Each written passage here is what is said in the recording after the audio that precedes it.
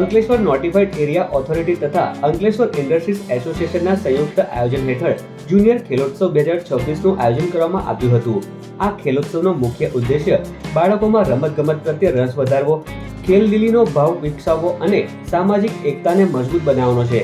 જીઆઈડીસીમાં આવેલ કમલમ ગાર્ડન ખાતે ખેલોત્સવ યોજાયો હતો, જેમાં 5 થી 15 વર્ષના બાળકોએ વિવિધ રમતોમાં ઉત્સાહભેર ભાગ લીધો હતો।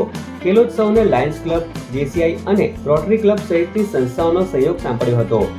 Play together, grow together, win ટુગેધરના સૂત્ર સાથે બાળકોમાં રમતગમત, મિત્રતા અને ટીમ સ્પિરિટનો વિકાસ કરવાનો પ્રયત્ન કરવામાં આવ્યો હતો। આ પ્રસંગે નોટિફાઈડ એરિયા ઓથોરિટીના ચીફ ઓફિસર ચિંતન પટેલ, પ્રોજેક્ટ ચેરમેન યોગેશ પટેલ સહિતના હોદ્દેદારો અને વાલીઓ ઉપસ્થિત રહ્યા હતા।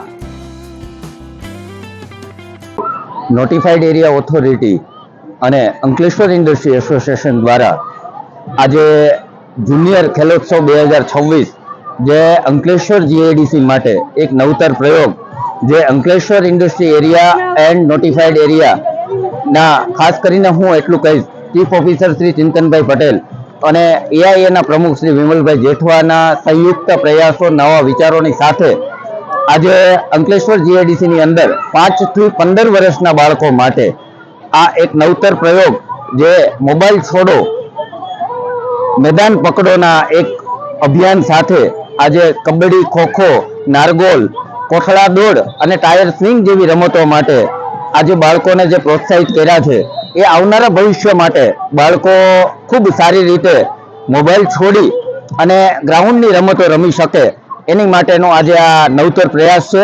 એ બદલ જીઆઈડીસી અંકલેશ્વરના તમામ ઉદ્યોગકાર, તમામ રહેવાસીઓનો આ તકે આ ગ્રાઉન્ડની અંદર તમે નિહાળી શકો છો। ખૂબ સારી રીતે પ્રોત્સાહન સાથે આ રમતનો, આ જુનિયર ખેલોત્સવ 2026નો ખૂબ સારો પ્રોત્સાહિત અને 300 ઉપરાંત બાળકોએ આ રમતોની અંદર ભાગ લીધો, એ અમારા માટે ખૂબ ગૌરવની વાત છે અને ખૂબ સારી રીતે આ રમત રમાઈ રહી છે અને એ બદલ આપ સર્વેનો ખૂબ ખૂબ આભાર।